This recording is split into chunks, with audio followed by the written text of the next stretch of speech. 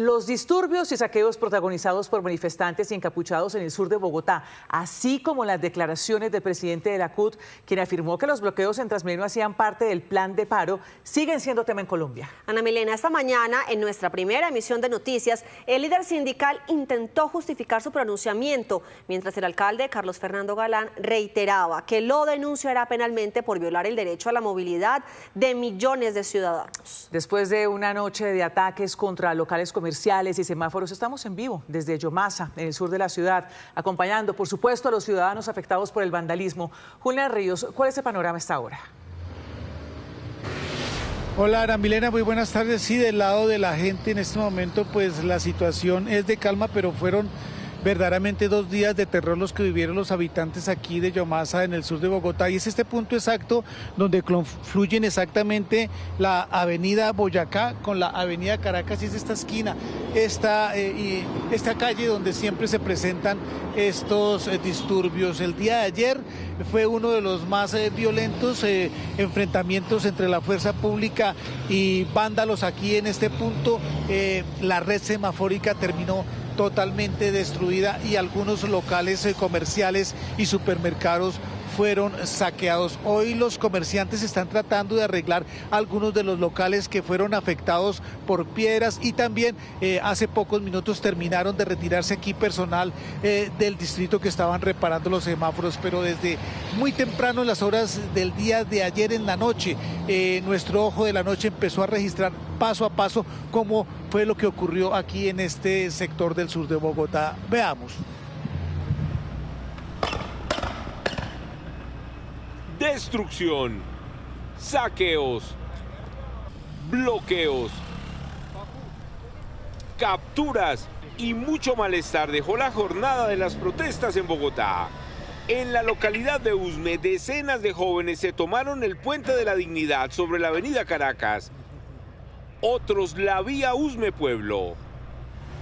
Desde la Y de Yomasa se coordinó toda la operación. Decenas de uniformados en motos, otros a pie, y con el apoyo de 4 tanquetas de la Undemo, trataron de contener a los exaltados manifestantes. Algunos avivatos cerraron la avenida Boyacá frente al barrio Valles de Cafán y sacaron corriendo a los policías que los custodiaban. Así lo contó un transportador que estaba en el sitio. Es que estamos en el cruce de Valles de Cafán, se llama esto acá Valles de Cafán, y sacaron a correr a unos policías, los sacaron a correr de arriba del cruce de Yomasa, de Santa Librada.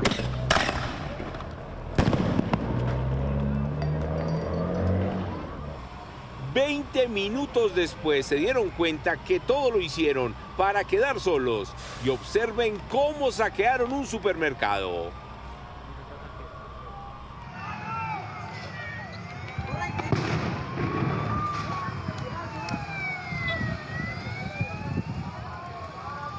De inmediato los policías en moto reaccionaron, logrando aprender a varios menores de edad. En la localidad de Usme, más de 100 individuos que tomaron el puente de la Marichuela con una gran concentración de menores de edad, atacaron a la policía metropolitana con piedras y elementos contundentes y vandalizaron semáforos e infraestructura pública. Pero los ataques continuaron. Se habla de por lo menos 2 supermercados más que terminaron afectados.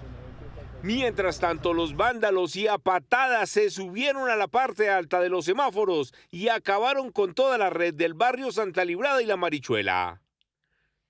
Los policías los rodearon y así retuvieron a varios de ellos. Luego de identificarlos, se dieron cuenta que son menores de edad. Algunos ciudadanos venezolanos.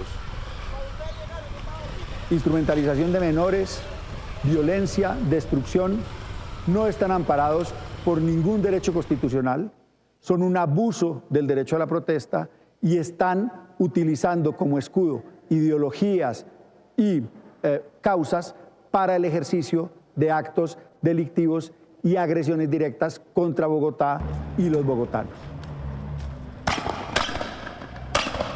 A las 12 en punto, la policía tomó el poder de toda la zona, despejó la vía y nuevamente se restableció el paso de los carros hacia la localidad de Usme. Muchos de estos talleres de reparación de vehículos y de motocicletas también se ven afectados durante estas manifestaciones en este punto conocido como Yomasa, pero también hay habitantes aquí, hay viviendas donde quedan prácticamente atrapadas las familias cuando se registran estos disturbios. Esta mañana estuvimos hablando con varios de los comerciantes aquí en este punto del sur de Bogotá y ellos están muy preocupados porque dicen que esto siempre se registra, la problemática que ellos tienen de los disturbios sin ningún control siempre se registra acá y son los perjudicados. Escuchemos a varios de ellos. Nos toca cerrar y salir en menos de nada porque nos cogen y de pronto nos dañan los carros o se entran al negocio. Vean, los semáforos los dañaron. Aquí al lado del puente peatonal, con subsidio también lo dañaron. Uno no puede abrir negocios temprano, ¿por qué? Porque llega el vandalismo a robar y a romper todo. La verdad es terrible. ¿Sí? Vandalismo terrible, sí, muy terrible. Yo no sé el gobierno qué le pasa con esto, pero terrible. Siempre aquí al sur de Bogotá pasa eso. Siempre, y en estas zonas, uno está trabajando, está uno, porque se vienen a esta zona a fregar. Hagan las manifestaciones, sí, yo digo, pero con calma, ¿sí? Porque tienen que destruir todo. Sí, es la opinión de los comerciantes, ellos muy preocupados aquí y también todos los habitantes, también las personas que transitan por este sector porque están ingresando de la capital del llano, de Villavicencio, vienen de municipios del oriente, ingresan a Bogotá y otras que tienen que salir por la vía del llano que también se ven afectadas cuando se registran estos bloqueos y estos disturbios. Sin duda un punto neurálgico de la ciudad. Julián, gracias.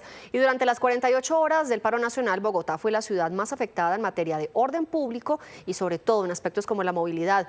Incluso algunos ciudadanos confrontaron a los manifestantes reclamando el derecho a la libre movilidad.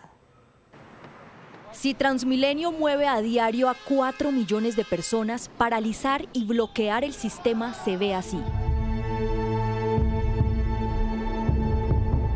Buses detenidos, vías paralizadas, portales cerrados, miles de personas atrapadas en las estaciones y otros miles más caminando por horas, confrontaciones entre manifestantes y ciudadanos desesperados en medio del caos. Cerca de 3 millones de personas resultaron afectadas durante los 2 días de paro. Ciudadanos que no salieron a marchar, pero sí a trabajar y estudiar, y tuvieron que bajarse de los buses e indignados caminar de extremo a extremo la ciudad. Nos dejan en la mitad de camino, tenemos que seguir caminando hasta nuestras casas. Estamos cansados de todas estas protestas. Ya llevo como 2 horas caminando. ¿Y cuánto te falta? 1 hora. Pero están afectando a todos los trabajadores. Los que trabajamos realmente. Otros no soportaron la indignación y confrontaron a los manifestantes para reclamarles por su derecho a la libre movilidad. Si tenemos que ir a camellar, huevón, bloqueen acá, pero tenemos que ir a camellar. El panorama fue el mismo en varios puntos, ciudadanos encarando a quienes con quemas y contenedores de basura inmovilizaron las principales vías de la capital, pero también en los barrios. Doña Janet, una vendedora de chorizos y empanadas, fue de esas personas que, indignadas por la destrucción de su cuadra, se armó de valor y con una pistola sopladora expulsó a los encapuchados. Eso sí, después de reprenderlos públicamente. No vamos a permitir que el barrio nos lo conviertan en violencia. Eso se llama vandalismo. Eso no se llama vandalismo. Claro que se llama vandalismo. Eso se llama una protesta para cerrar las vías para que se acabe. Eso nuestro ya lo están haciendo. Vea noticias, papá. Vea noticias.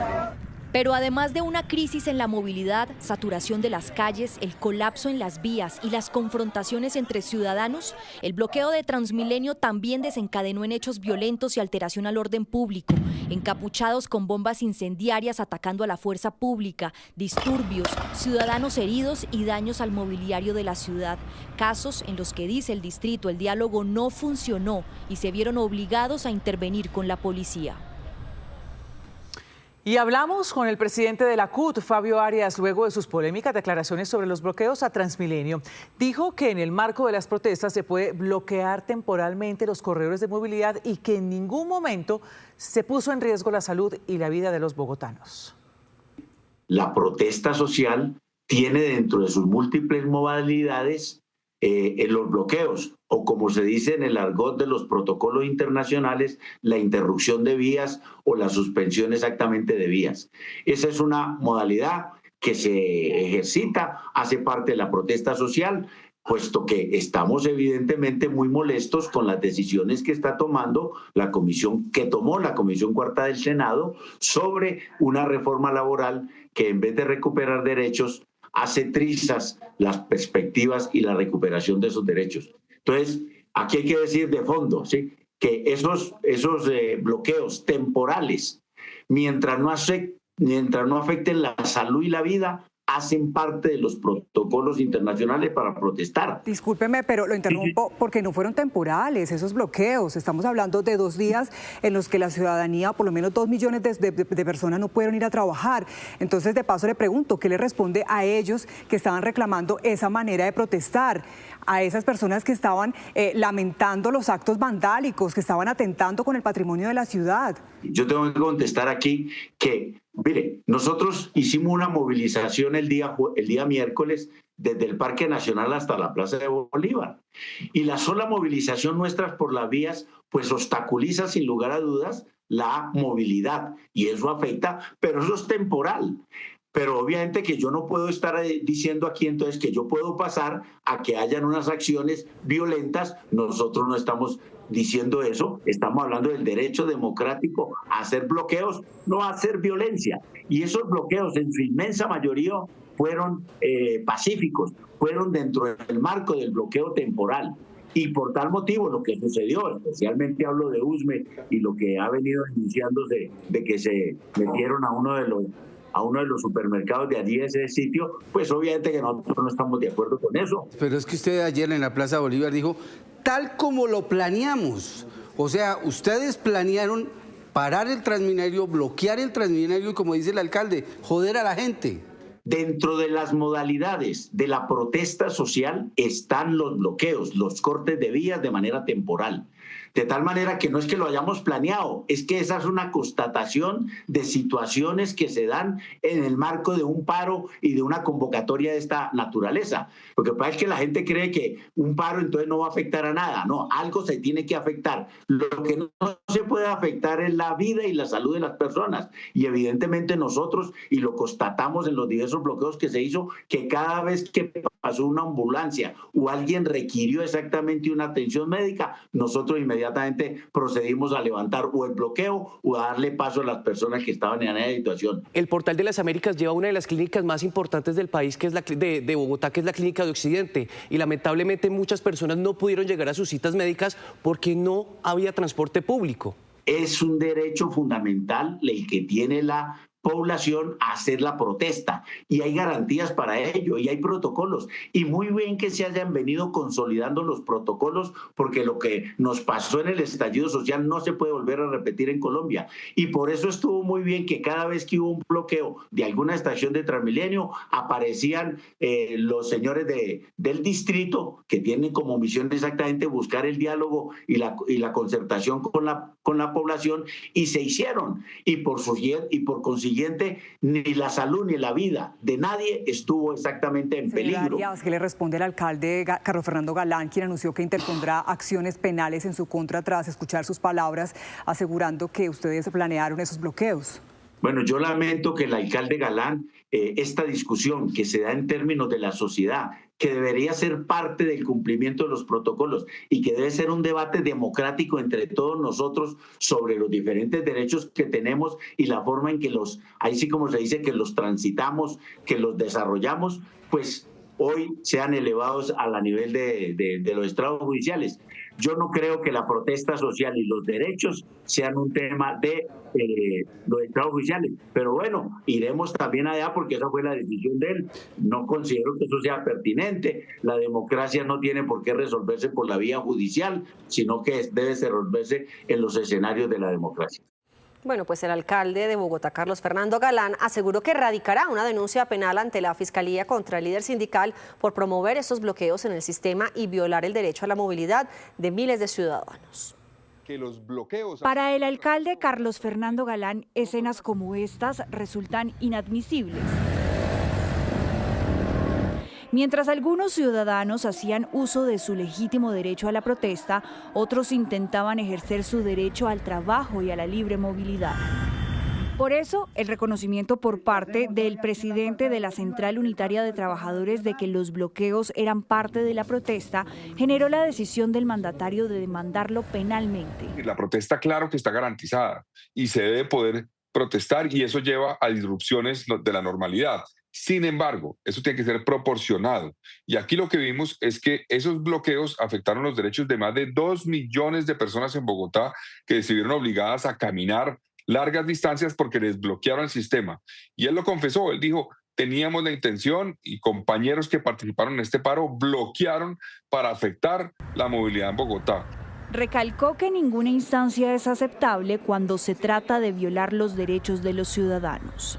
Básicamente lo que querían hacer, como él lo confesó, era afectar los derechos de los demás, era generar esa dinámica donde la gente no pudiera llegar al trabajo, no pudiera acceder a servicios médicos, no pudiera acceder a la educación, porque la gente se mueve en el sistema de transporte para acceder a todo tipo de servicios. Eso se puede hacer siempre y cuando sea de manera proporcionada. Yo también voy a llevar a la Fiscalía esos elementos para que eso no tiene que ver, repito, con el señor Arias, no tiene que ver con él, pero sí para quienes hayan hecho eso, ayer sean investigados y sancionados. Pero aquí tenemos que entender que todos tenemos que poner en la balanza los derechos de todos los habitantes de la ciudad. Aquí no están los derechos de unos por encima de los de otros. Los únicos que están por encima son los menores de edad, los niños. Y tenemos que proteger sus derechos. No podemos instrumentalizarlos. En la misma línea, el ministro de Defensa respaldó la protesta pacífica. Rechazó los focos de violencia registrados en el sur de la ciudad y en la troncal de la NQS. Este bloqueo tiene sus limitaciones. La ley establece que los bloqueos que atenten contra la vida, la salud pública, la seguridad alimentaria, el medio ambiente o el derecho al trabajo pueden ser considerados como delitos. Acá la respuesta se la dará a la justicia, a la fiscalía, que investigará los elementos probatorios y es quien determinará eso. A él le diría simplemente bienvenido a la protesta social pacífica, estamos para protegerla, siempre y cuando pues no se violen los derechos. Justamente, el Código Penal hace referencia a la obstrucción de las vías y la afectación del orden público. Para los expertos, incurrir en estas conductas acarrea consecuencias penales. El bloqueo irregular de vías, así como la obstrucción al transporte público, son dos conductas que han sido tipificadas como delito en el Código Penal. Por lo tanto, las declaraciones del presidente de la CUT tienen relevancia penal en punto A, que se ha reconocido que presuntamente cometieron estos dos delitos en curso de las manifestaciones. ¿Hasta qué punto es legal que esa protesta me bloquee una vía o me pida la libre locomoción o el libre tránsito? Pues bien, ese bloqueo de vías para las personas también puede afectar lo que es ese derecho fundamental a la libre locomoción consagrado en nuestra Constitución política. En ese orden de ideas, la protesta no es un derecho absoluto, tiene unos límites claros. El alcalde de Bogotá confirmó que este mismo viernes radicará la denuncia penal ante la autoridad competente, dado que los bloqueos no solo paralizaron la ciudad, sino que violaron los derechos de muchos bogotanos. Entre tanto, en el occidente de Bogotá, jóvenes que hicieron parte de la llamada primera línea durante el estallido social de 2021 se reunieron con líderes sociales, políticos, fundaciones y empresarios para buscar salidas a las problemáticas que afectan a sus comunidades. Construyendo a través del diálogo, escuchando necesidades y propuestas para establecer acuerdos, líderes sociales, fundaciones y empresarios de diferentes gremios se unieron en un nuevo proyecto conocido como Compromiso Bogotá, que busca caminos para impulsar cambios y realidades sociales. Compromiso Bogotá llega acercando a la élite bogotana, a la élite colombiana, a mostrarles realmente lo que sucede en las calles sin partidos políticos, a decirles, mire las necesidades, ustedes tienen el recurso, cómo los podemos unir, ustedes cómo pueden ayudarlo, y creo que esa es la importancia porque ni siquiera el Estado lo ha podido lograr. Steven, que fue parte de la primera línea en pleno estallido social hace 4 años, hoy defiende el diálogo y el liderazgo social como camino para solventar las necesidades de su comunidad. Es apoyando al líder social, apoyando el corazón de la gente que en el territorio intenta transformar sin dinero y sin un sentido político, porque esa es la otra, arriba todo se convierte en un tema ya político que no permite que esto avance. Abajo no, abajo estamos escamellando los del territorio. María José, directora de Compromiso Bogotá, se echó al hombro la responsabilidad de sentar a todos los sectores en un mismo escenario y estampar en estas carteleras acuerdos en áreas como educación, empleabilidad y apoyo. Desde que empezaron los estallidos sociales en el mundo entero, no solo en Colombia, nos hemos acostumbrado a vivir en un ambiente de miedo, de zozobra. Y lo que invita a Compromiso Bogotá es a que nos unamos, nos sintamos seguros, tranquilos, que estamos juntos, que juntos podemos avanzar y podemos buscar esos caminos que para vivir mejor. Iniciativa que los empresarios y los gremios más importantes del país respaldan y por la que se la juegan los líderes comunitarios de Suba. Cuando venimos como empresarios y entendemos la problemática que tienen los líderes sociales y empezamos a aportar soluciones, vamos a crear un ambiente mucho más favorable para poder dialogar, resolver los problemas y trabajar en conjunto por el bienestar de la sociedad. Hay una articulación del sector público-privado, de ver cómo los empresarios, las ONGs, la academia están unidos con una sola causa. Y yo creo que la mejor manera de cambiar una situación es generando ingresos desde el valor que se le da a un emprendedor. Que el empresariado esté acá y esté vinculándose, pues esto nos da a entender de que hay otras formas de construir país y hacer un tejido social que siempre hemos procurado destruirlo de algunas formas, ¿sí? Entonces, en esta apuesta que tenemos con Compromiso, pues esperamos poder incentivar esos lideratos sociales. El piloto de Compromiso Bogotá hoy inicia en la localidad de Suba y espera ser replicado en toda la ciudad.